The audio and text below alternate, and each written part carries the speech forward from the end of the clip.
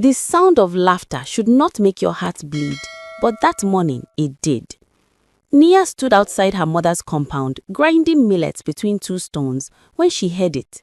Her sister Kemi's voice, bright as sunrise, floating across the cassava fields.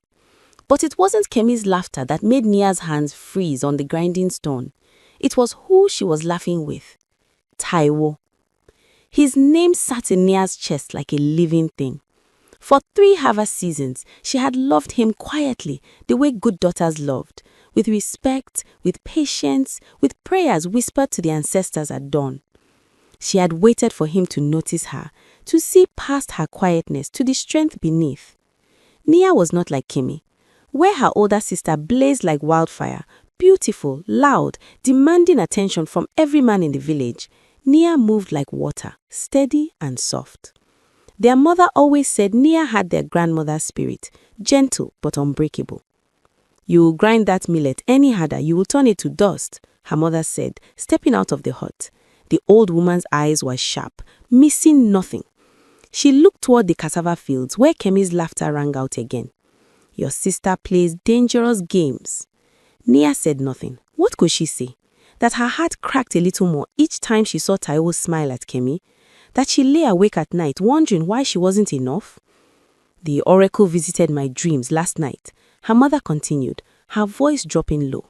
She touched Nia's shoulder, her fingers rough from years of farming. "Fire and water, that's what I saw.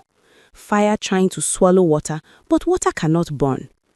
Nia shivered despite the morning heat. Her mother's dreams always meant something. By afternoon, the entire village gathered at the Iroko tree for the monthly market. Nia sold her woven baskets, keeping her eyes down, her hands busy, but she felt him before she saw him. Taiwo stood before her stall, tall and strong, his shoulders broad from years of farming his father's land. He wasn't smiling at Kemi now, he was looking at Nia. "I need to speak with you," he said. Around them, the market noise faded. Nia's heart hammered against her ribs like a trapped bird.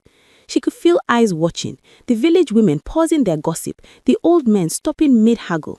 And somewhere in the crowd, she felt Kemi's gaze, hot as coal. "Tonight, I will come to your mother's compound. There is something I must ask." He didn't wait for her answer. He walked away, leaving Nia standing there, her breath caught somewhere between hope and fear. The woman beside her stall leaned close. Small quiet water finally getting her blessing, but Sister Fire will not be happy. Nia's hands trembled as she folded her unsold baskets. She knew what Taiwo would ask tonight. Marriage, the thing she had dreamed of but never dared to believe. But as the sun began its descent, painting the sky the color of ripe palm oil, Nia saw her sister watching from across the market square. Kemi's face was beautiful as always, high cheekbones, full lips, skin smooth as shea butter. But her eyes held something Nia had never seen before, something that looked like hatred. That evening, when Taiwo came to their mother's compound, the air itself seemed to hold its breath. He brought palm wine and kola nuts, the traditional gifts. Nia's mother received him with the respect due to a good man, but her eyes kept drifting to the corner where Kemi sat, still as stone, beautiful as a carved mask. "Speak your mind, son of Adewale," their mother said. Taiwo cleared his throat. In the flickering lamplight, Nia could see the nervous movement of his jaw, the way his fingers gripped his knees. "I come to ask for Nia's hand in marriage." Nia, not Kemi. The silence that followed felt thick enough to choke on. Nia's heart soared and plummeted at once, joy mixed with a fear she couldn't name. She glanced at her sister. Kemi's face remained perfectly still, but her hands clenched the wrapper around her waist so tight that her knuckles turned ash gray. "And what makes you choose my quiet daughter over her sister?" their mother asked. It wasn't cruelty that made her ask, it was wisdom. She needed to hear his answer. So did Kemi. Taiwo looked directly at Nia then, and his eyes were honest. "Because Nia sees me. Not my father's land, not my family's name. She sees me. When my father was sick last season, Who brought herbs to our compound without being asked? Nia. When the rains failed and my mother wept, who sat with her and shared what little she had? Nia. He paused. Beauty fades like flowers in the dry season, but a good heart, that lasts forever. If you are loving this story so far, don't forget to subscribe to our channel. We share powerful African folk tales every week that will touch your soul. Hit that subscribe button now and let's continue. Nia's mother smiled, deep lines creasing around her eyes. You have my blessing, Taiwo. The bride price. No! Kemi's voice cracked across the compound like a whip. She stood, her whole body shaking. No, this is not right. I am the firstborn. I am the beautiful one. Every man in this village wants me, and you choose her? She pointed at Nia with a trembling finger. The quiet mouse who hides in corners? Kemi, their mother began, but Kemi wasn't finished. I welcomed you, Taiwo. I laughed with you. I made myself available, and you insult me like this? For what? For this nothing. Sister, please, Nia whispered, her voice small. Tears burned behind her eyes, but whether from joy or pain, she couldn't tell. Taiwo stood. I meant no disrespect, Kemi. You are indeed beautiful, but nothing. Kemi's beautiful face twisted into something ugly. You will regret this choice. Both of you will regret it. She stormed out of the compound, her wrapper billowing behind her like storm clouds. The night suddenly felt colder. Don't mind her, their mother said, but her voice carried worry now. She is hurt. She will accept it in time. But Nia knew her sister, and she knew that Kemi never forgot, never forgave. The wedding preparations began the next morning. The village women came to help, grinding pepper, preparing palm oil, sewing Mia's wedding wrapper from the finest cloth Taiwo's family could afford. They sang the old songs, their voices rising and falling like ocean waves. But Kemi was nowhere to be found. She went to her friend's compound, the one who married into the next village. She said she cannot bear to watch. Nia's heart ached. Despite everything, Kemi was still her sister. They had shared a sleeping mat as children, had whispered secrets in the dark, had held each other when their father died. How had it come to this? The night before the wedding, their mother called Nia to sit beside her. The old woman's face looked older than usual, creased with worry, and something else, fear. My daughter, I must tell you something. That dream I had, it comes to me again and again. Fire, burning fire, and you in the middle of it. Mama, dreams are just... Listen to me. Her mother gripped her hand tight. The ancestors are warning us. Kemi's jealousy is not ordinary anger. I see it in her eyes. She has gone to seek help from dark places. Kemi wouldn't she? Her mother's eyes were wet now. Love can turn to hate faster than milk turns sour. And your sister, she has always taken what she wanted. Always. Nia wanted to protest, but the words died in her throat. She remembered Kemi as a child, throwing her doll into the fire when her mother said she couldn't have a second one. She remembered Kemi at 12, spreading lies about a girl who wore a prettier wrapper than hers. She remembered, and she was afraid. What should I do, Mama? Pray. And whatever happens tomorrow, remember, you carry your grandmother's spirit. Water does not burn. Water cannot burn. That night, Nia barely slept, and when she did, she dreamt of flames. But nothing could prepare her for what Kemi had planned. The wedding day arrived with a sky so blue it hurt to look at. Nia had never felt more beautiful or more afraid. The village women had adorned her in coral beads that clicked softly with each movement, had painted her skin with sacred camwood, had wrapped her in indigo cloth so fine it felt like water against her skin.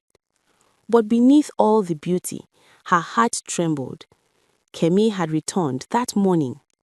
She'd walked into the compound just as the sun rose, her face calm, her smile pleasant. Too pleasant. Sister, she said, embracing Nia so tight it almost hurt. Forgive me for my anger. I was foolish. You and Taiwo are meant to be together. I can see that now."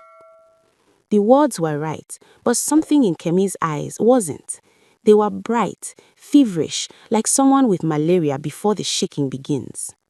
"Thank you," Nia had whispered, wanting desperately to believe her. Their mother had watched the embrace with narrowed eyes but said nothing. The wedding ceremony was beautiful. Taiwo looked at Nia like she was the sun itself, and for those few hours, she forgot her fear. The village danced, the drums spoke their ancient language, and the elder blessed their union with prayers older than memory. "May your home be filled with children," the elder intoned, pouring libation to the ancestors. "May your crops never fail. May your love be stronger than iron, deeper than the river, more lasting than the Iroko tree." As tradition demanded, Nia was taken to the bridal hut, a small structure built at the edge of the compound, decorated with fresh palm fronds and white cloth. This was where she would wait for her husband, where their marriage would truly begin. The women sang as they led her there, their voices sweet in the cooling evening air. Kemi sang too, louder than anyone. "You will be so happy, sister," Kemi said as the women departed one by one. She was the last to leave. "Sister," Nia called out as Kemi reached the door. "Thank you for accepting this, for being here." Kemi turned, and in the dim lamplight, her smile looked strange. "Oh, I wouldn't miss this night for anything in the world, little sister. Not for anything." Then she was gone. Nia sat on the woven mat, her heart racing with anticipation and nerves. Outside, she could hear the celebration continuing, drums and laughter and joy. Soon, Taiwo would come. Soon, her new life would begin. But then she smelt it. Smoke. At first, she thought someone had brought the cooking fire too close to the hut. But the smell grew stronger, and suddenly she heard it, the crackle of flames, hungry and spreading fast. Nia ran to the door. It wouldn't open. "Help!" she screamed, pulling at the door with all her strength. "Help! Fire!"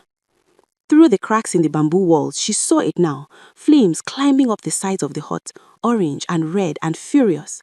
The palm fronds caught fire like dry grass, and smoke began to fill the small space. "Somebody help me!" Her eyes burned, her lungs screamed for clean air. She heard shouts now, people running, but the fire was so loud, roaring like a living beast. Through the smoke, through the door's gap, she saw a figure standing in the shadows, watching. Kemi? Her sister stood there, perfectly still, her beautiful face illuminated by the flames, and she was smiling. "You took what was mine," Kemi said, her voice somehow clear, despite the chaos. "Now, burn with it." "Kemi, sister, please!" But Kemi turned and walked away, melting into the darkness as the fire consumed everything. Nia fell to her knees, coughing, choking. The heat was unbearable now. The walls were burning. The roof was burning. She was going to die here, on her wedding night, killed by her own sister's jealousy. She thought of Taiwo, of the children they would never have, of her mother's dream, fire trying to swallow water. "Water does not burn," her mother had said. "Water cannot burn." Nia closed her eyes and did the only thing left to do. She prayed. "Grandmother, great-grandmother whose spirit I carry, if you are there, if you hear me, please help me."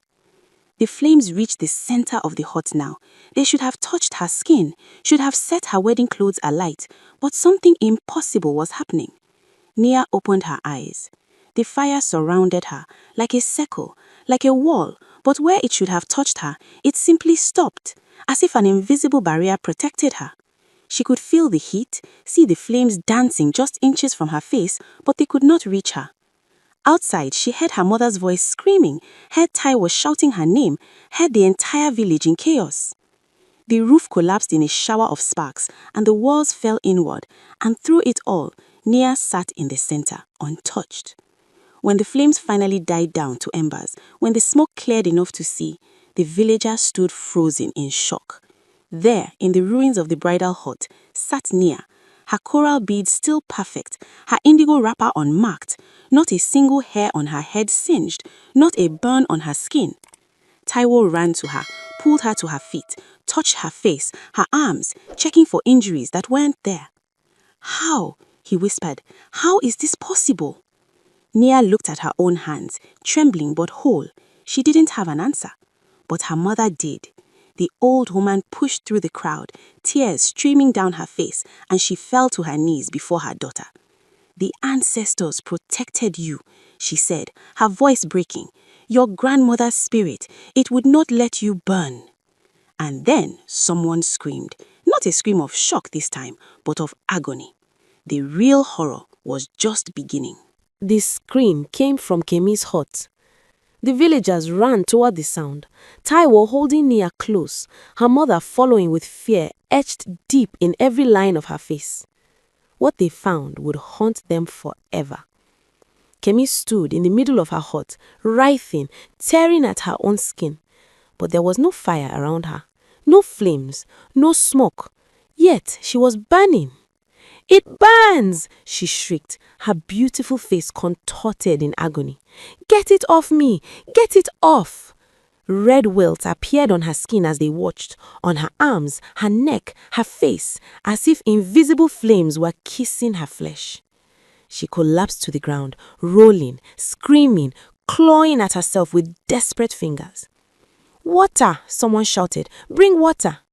They poured calabash after calabash over her, but nothing helped.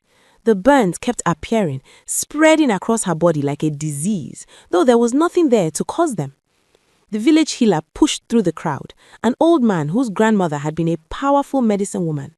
He took one look at Kemi and his face went pale. "This is not a sickness I can cure," he said, his voice shaking. "This is justice from the ancestors themselves." "What do you mean?" Taiwo demanded, still holding Nia against his chest. The healer pointed at Kemi, who had gone silent now, curled into a ball, whimpering. "She tried to kill her sister with fire. The ancestors protected the innocent one.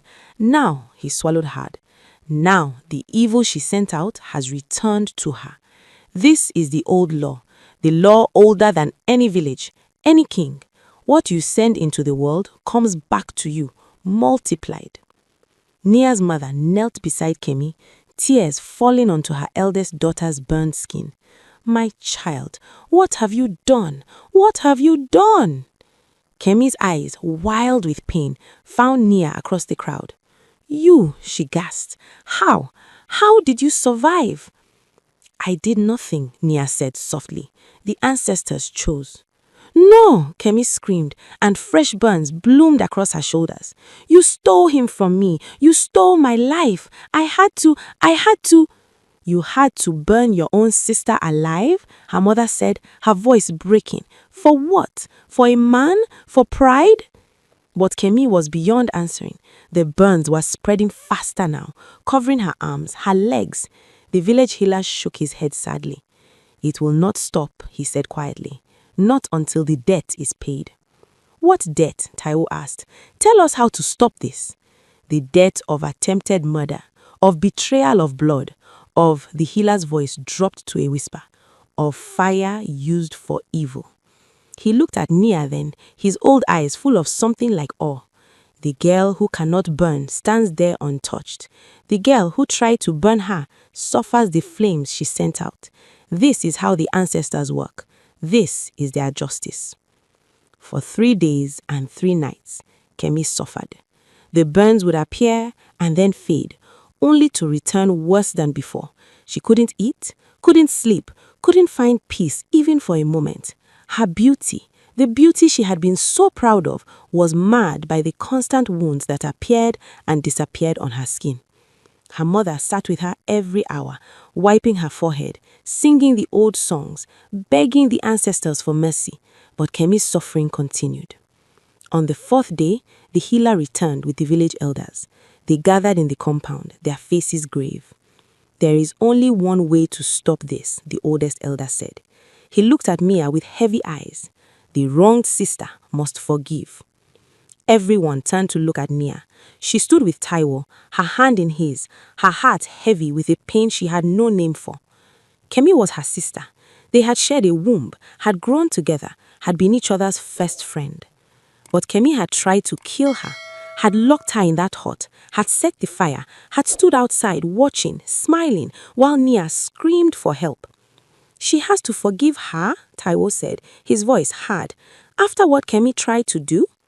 The ancestors' justice is complete, the elder explained. They have shown their power, have protected the innocent and punished the guilty, but they will not force bitterness to grow in a good heart. If Nia chooses forgiveness, the suffering will end. If she chooses revenge, he paused, then Kemi will burn until there is nothing left. Nia pulled her hand from Taiwo's and walked toward her sister's hut. She could hear Kemi inside, mourning softly. The sound made her chest tight, made her eyes burn with unshed tears. She thought of all the moments they'd shared. Kemi teaching her to braid hair when they were small. Kemi holding her when she had nightmares. Kemi who had once been her whole world. But she also thought of the flames, the smoke, the terror, the betrayal so deep it had no bottom. Could she forgive this? She stepped into the hut. Kemi lay on a mat, her skin covered in fresh burns. When she saw Nia, she tried to curl into herself, to hide, but the movement brought fresh waves of pain. I don't expect forgiveness, Kemi said, her voice hoarse from screaming. I wouldn't forgive me either. Nia knelt beside her, careful not to touch the burnt skin. Why, Kemi? We were sisters. We were blood. Because, Kemi said, her voice break, because you were always better than me. Quieter, kinder. Mother loved you more, even if she never said it. And when Taiwo chose you too, I couldn't bear it. I couldn't bear that the quiet mouse had won. This wasn't a competition. Everything is a competition when you are second best your whole life. Tears leaked from Kemi's eyes, cutting tracks through the ash on her face. I'm sorry. I'm so sorry. But sorry doesn't undo what I did. Sorry doesn't change that I tried to murder you. Nia closed her eyes. In her heart, she heard her grandmother's voice, the grandmother she never met, but whose spirit lived in her bones. Forgiveness is not for the one who hurt you. It's for you, so you don't carry poison in your soul. She opened her eyes and looked at her broken sister. I forgive you, Kemi. The words hung in the air like smoke. For a moment, nothing happened. Then, slowly, the burns on Kemi's skin began to fade. The red welts cooled, the blisters smoothened, the pain that had racked her body for days simply stopped. Kemi gasped, touching her arms, her face, finding smooth skin where moments before there had been only agony. But, Nia continued, her voice steady, though tears fell freely now. I cannot stay here. Not with you. Not in this village that will always remember what you tried to do. She stood, and Kemi reached for her hand. Sister, I forgive you, Nia repeated. But forgiveness doesn't mean forgetting. It doesn't mean going back to how things were. That Nia, the one who trusted you completely, she died in that fire. What would you have done? Could you forgive someone who tried to take your life? The answer might surprise you when you see what happens next. The morning Nia left the village, the entire community gathered to see her off. Word of the miracle had spread to neighboring villages, then to the towns beyond, and finally to the kingdom itself. People whispered about the woman who had emerged from flames untouched, about the sister whose jealousy had burned her instead, about the forgiveness that had healed impossible wounds. The chief of their village approached Nia before she departed. He was an old man who had seen many seasons, many harvests, and many impossible things. But this, he said, was truly extraordinary. You carry your grandmother's spirit, he said, placing a hand on her head in blessing. She was a woman of great power, great wisdom. The ancestors chose well when they put her fire, her unburnable fire, into you. Taiwo stood beside Nia, his belongings packed as well. He had not hesitated when she said she needed to leave. Where you go, I go, he'd said simply. You are my wife. My home is wherever you are. Nia's mother embraced her for a long time, whispering prayers and blessings, pressing a small pouch into her hands. "Your grandmother's cowrie shells," she said. "They will guide you. And remember, water does not burn. You are stronger than any flame." The last person to approach was Kemi. She walked slowly, her head down, her once proud bearing now broken. The bonds were completely gone, but she would carry different scars now, the kind that lived inside. "Safe journey, little sister," Kemi said quietly. She didn't try to embrace Nia.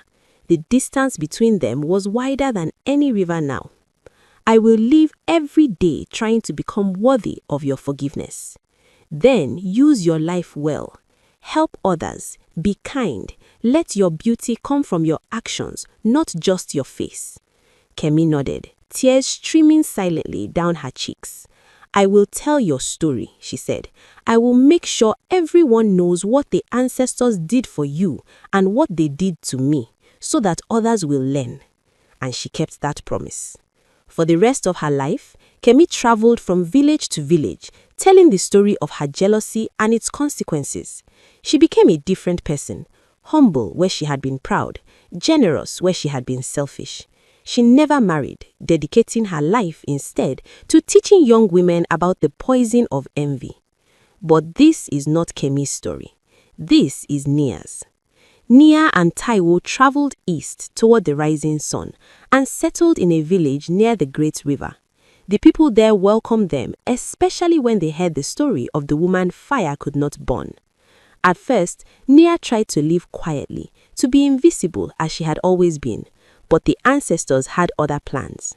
A season after their arrival, a fire broke out in the village granary during the dry season. The flames spread fast, threatening to consume the entire food supply before the next harvest. The villagers formed water lines, but it was not enough. The fire was too strong, too hungry. Nia stood watching, her heart pounding.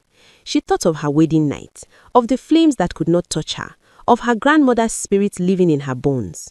Before Taiwo could stop her, she walked toward the fire. "Nia, no!" he screamed, but she didn't stop. She walked into the burning granary as villagers watched in horror. The flames licked at her wrapper, surrounded her completely, and then, impossibly, they began to die down. Nia moved through the granary, and where she walked, the flames retreated. It took her an hour to walk through the entire structure, but when she emerged, the fire was out. Half the granary was saved, enough food to see the village through to the next harvest. She stood there, covered in soot, but completely unburned, and the villagers fell to their knees. "The ancestors walk with you," the village priestess said, awe thick in her voice. "You are blessed, protected. You are meant for something greater than hiding." After that, Nia's reputation grew. When fires threatened homes, they called for her. When children were trapped in burning structures, she went in without hesitation. She saved lives that no one else could save, walked through flames that would have killed anyone else. People began to call her Inaire, the fire that does not burn. Taiwo built them a home near the river, where they raised 3 daughters and 2 sons. Each child grew up hearing their mother's story, understanding that jealousy destroys, that forgiveness heals, and that the ancestors protect those with pure hearts. Nia taught her daughters to be strong but kind, to use their gifts to help others, to never let beauty or pride become poison in their souls. She taught her sons to value character over appearance, to see people's hearts rather than their faces. Years passed, and Nia's hair turned silver. Her face gained lines that spoke of laughter and wisdom. She was no longer the quiet girl who ground millet in her mother's compound. She was a woman of power, of purpose, of peace. One day, when Nia was old enough that her children had children of their own, a visitor came to her village. It was Kemi. She was old now too, her face marked by time and the weight of memory. She walked with the help of a stick, her movements slow but steady. The sisters sat by the river, their aged feet in the cool water, watching the sun paint the sky in colors of fire. "I have told your story in 50 villages," Kemi said quietly. "I have taught hundreds of young women about the poison I carried, about the price I paid, about the mercy you showed me." "And your own life?" Nia asked. Has it been well? It has been purposeful.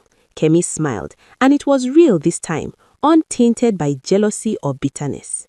I will never have what you have, this family, this love, this peace, but I have helped others avoid my mistakes. That is enough. You could have married, you are still beautiful, Beauty interrupted gently. Beauty is what destroyed me. I spent my life learning that real beauty comes from here, she touched her chest, from the heart, like yours always did.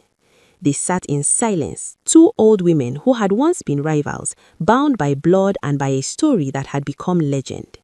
Sister, Kemi said as the sun began to set, do you ever regret forgiving me? Do you ever wish you had let me born? Nia thought about it, really thought about it. She remembered the terror of that night, the betrayal, the pain, but she also remembered the freedom that came with letting go of hatred, the peace that forgiveness had brought to her soul. No, she said finally, because unforgiveness would have burned me far worse than any fire. It would have burned me from the inside out, slowly, for the rest of my life. By forgiving you, I saved myself. Kemi nodded, tears slipping down her wrinkled cheeks. You are always the wise one. No, Nia said, taking her sister's hand. I was just the one who learned that water is stronger than fire, that softness can be strength, that surviving isn't the same as winning, and that the ancestors protect not the perfect, but the faithful. When Kemi left the next morning, the sisters embraced for the last time. They would not see each other again in this life, but the poison between them was finally, completely gone. Nia lived for many more seasons, and when she finally closed her eyes for the last time, surrounded by children and grandchildren who loved her, the villagers said they saw something extraordinary.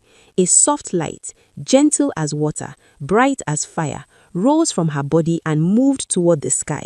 It was her grandmother's spirit, they said, returning home after living so faithfully in her granddaughter's heart. And from that day forward, whenever fires threatened the village, people would gather and tell the story of Nia, the woman fire could not burn, the woman whose forgiveness was stronger than hatred, the woman who taught them all that real power comes not from destruction, but from mercy. Jealousy is a fire that burns the one who holds it. Kemi's hatred didn't destroy Nia, it destroyed Kemi herself. When you send evil into the world, it always returns to you multiplied. But forgiveness is water that quenches the flames. Not forgiveness that makes you foolish, not forgiveness that lets people keep hurting you, but forgiveness that frees your soul from carrying poison. If this story touched your heart and taught you something valuable, do me a favor, hit that subscribe button and share this story to someone who needs to hear it today.